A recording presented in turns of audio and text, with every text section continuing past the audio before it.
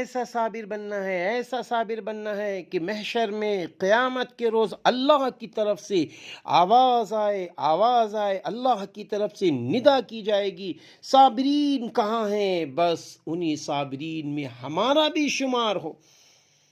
اب وہ صابرین میں اگر ہم شمار کرنا چاہتے ہیں، شمار کروانا چاہتے ہیں، تو کلام اللہ کی اس آیت کی تشریح ہمارے سامنے ہونی چاہیے۔ استعینوا بالصبر، صبر کے اصلی معنی اپنے نفس کو روکنا، قابو پانا۔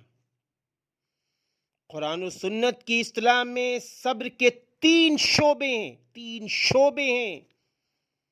سب سے پہلا شعبہ یہ ہے اپنے نفس کو حرام و ناجائز چیزوں سے روکنا۔ دوسرا شعبہ ہے اپنے نفس کو طاعات و عبادات کی پابندی پر مجبور کرنا۔ تیسرا شعبہ ہے نفس کو مصائب و آفات پر صبر کرنے والا بنانا۔ جو مصیبت آ گئی تو اس کو اللہ کی طرف سے سمجھے اور ثواب کی امید کرنا۔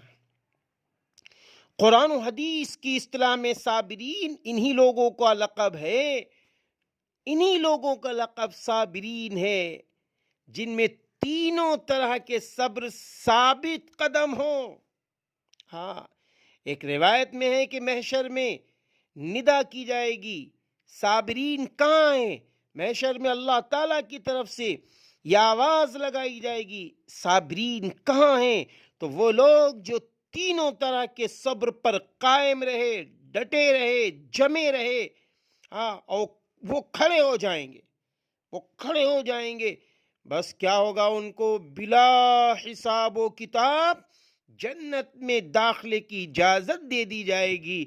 اے لوگو، ہم کو ایسا صابر بننا ہے جس کو اللہ تعالیٰ نے قرآن پاک میں یوں فرمایا، ان اللہ مع الصابرین، صبر کے نتیجے میں اللہ کی مدد ملتی ہے۔ یقیناً صبر کرنے والوں کے ساتھ اللہ ہے۔